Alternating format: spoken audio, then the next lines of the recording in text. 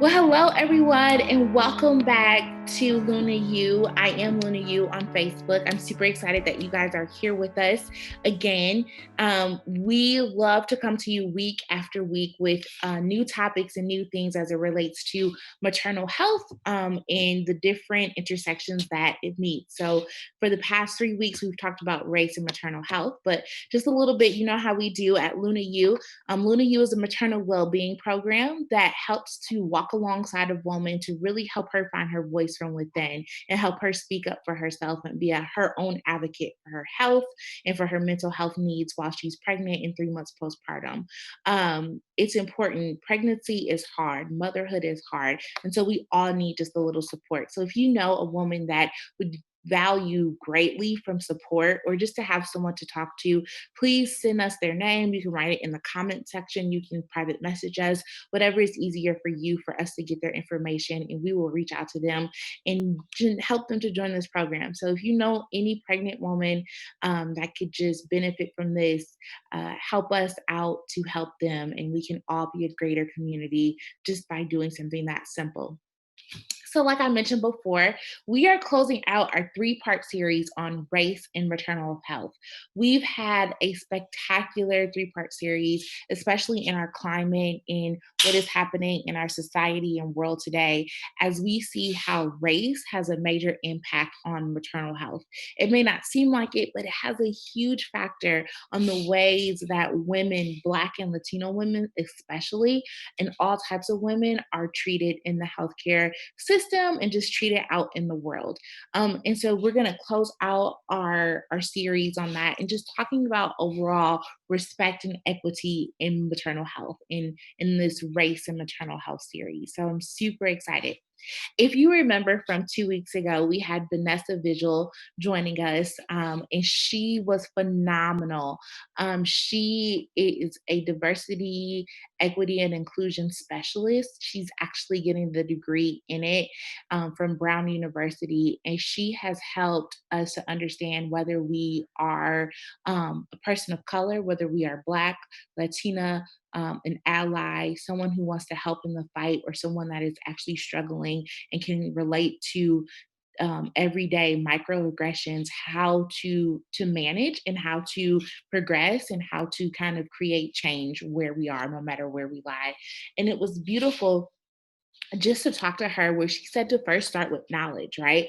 First start to educate ourselves on what it is and to get another opinion outside of ourselves and realizing that my experience may not relate to the experiences of somebody else, but does not make it less valid, does not make them any less important. It makes them even more important because we have different experiences. And that just kind of paints the broader picture and the broader story of what this looks like and what this is. The first thing that she related to us is to start with education, right? Educating ourselves. And so we have a list of those resources and those books on our website at lunayou.com where you can go and check those out if you want to start educating yourself and just learning more about different experiences outside of our own. And even as me, as a Black woman and as a Black mother, I cannot begin to understand every story of every Black mother out there, right? So we all have different stories. Every story is different. And I'm constantly educating myself on the stories of other Black women so that we can paint a bigger, broader picture of what's to come and kind of create change to make sure that every woman has a successful pregnancy. So check those resources out and check that list out for that information. Last week, we had a special guest, Ayana Mawin, who is from the United Way of Rhode Island, and she gave her powerful, prolific story about how she birthed 2 children, but almost had near-death experiences in birthing both of those children, and how racism affected something that is done so naturally. And it was an important, just eye-opening experience just to sit at her feet and just to hear her story and to hear her struggle as she endured so much pain, as she endured so much strife and just not being heard. And one of the major points that Ayana emphasized in our talk was listening, the ability to listen to stories, right? Not listening to respond, not listening to offer a different view, but just listening for what it is and just understanding and listening how, wow, where do our stories relate? Where do our stories differ? And how can we help each other to be better? And I absolutely love that takeaway of understanding and listening, listening, listening. If you are a healthcare provider or if you work somewhere around maternal health, it's important that we listen to stories. It's important that we listen, not based on assumption, not based on that. We talk to tons of women in LunaYou, and the stories are the same. It's a lot that's based in assumption. There's lots of, I had a really good doctor, or I had a really good nurse, or a really good midwife that listened to me. They listened and they believed me and they helped me to have a good outcome.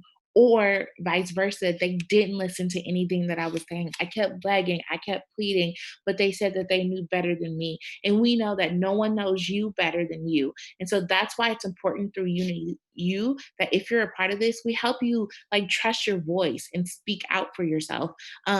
You don't know what you don't know. You can have, this could be your multiple child, and it doesn't matter whether you have one child or 10 children, it doesn't matter. Each experience is different. And so you don't know what to advocate for until it's time. And then after, by the time you get to the moment, it may be too late. And so being able to speak up, but having comfort while you speak is really important, and how race really overall impacts that. And so, as we wrap up today, I kind of want to leave you with some different statistics of what we found in our research here at LunaYou, that Black and Latino women are 3 times more likely to die or have some type of birth complication as they're preparing to give birth. And that's a really hard statistic. It was easier to have a child 30 years ago. So, probably when your parent or mother, or when you were born, it was a lot easier for your parent to have you than it would be today. And like, how is that? How is that the case? Why is that the case? And that's what we're looking at.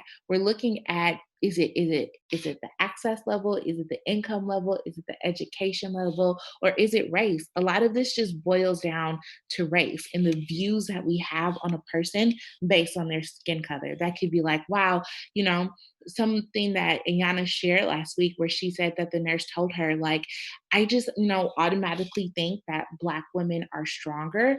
And so I just automatically think that they can take more pain, that they can take more things, that they can take more this. And she put that assumption and that bias on. We all feel pain. Pain also hurts, but it's also, we're not all the same. And so it's so important. That's why it's so important to communicate those things. And then when we do communicate, it's important to listen on the end, because listening can literally save lives.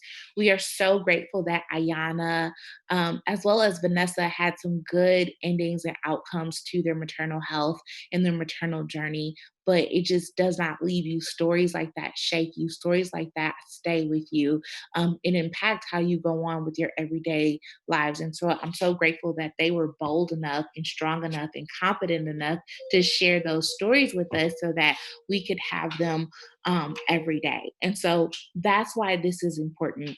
We have gotten countless of stories from other Black women that are just saying, like, it's hard to find a doctor that listens to me, or it's hard to find places where I can see my same doctor, or I want my doctor that I've been seeing for the past 9 months to be present with me. And sometimes that doctor isn't even paged, or communication is not there. And so that's all it is.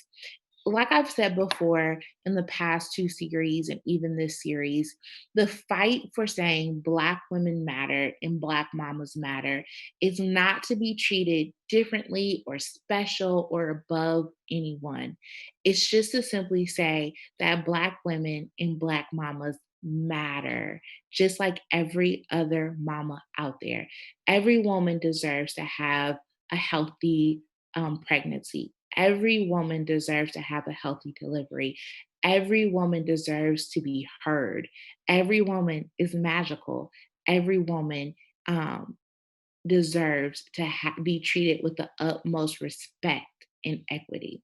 We also see when we look at research the effects that stress can have on the body. And we know that as especially women of color and Black and Latino women, as they go through life, little microaggressions kind of tick and pile on each other. And that creates stress in the body. As a woman, we already hold a lot of stuff, right? We have the ability to become pregnant, we have the ability to do a lot of stuff in our body. The research even says that women carry a lot of stress in their bodies. They carry it all. And so, with those little microaggressions each day, or as they go to the doctor, that just continues to add on to the stress. And then that then pours into maternal morbidity, such as preeclampsia, eclampsia, um, gestational diabetes, different factors that kind of lead to poor maternal health outcomes. So we can all do our part to help lessen the load of any mama that we know, of any woman that we know, especially women of color and especially Black and Latino women. So we are here in the fight. We are here to come alongside of them, and to know that and to empower you by giving you the first 25 women in our program get a free Fitbit and a blood pressure cuff where we're able to track your activity level. How are you being active? How can you do it? How well are you sleeping? And that all affects your well being. And then also a blood pressure cuff so that you're able to track your numbers in between doctor's appointments, in between, so that you can say, hey, my blood pressure is high, my blood pressure is low, and you don't have to just wait for someone to tell you what your numbers are. You can be in control of your own numbers.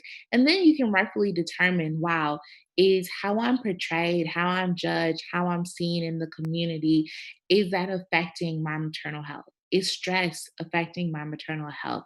How did I perceive? How did I take those comments? How did I take this experience? Did this kind of sway me from having children? Do I not trust having children?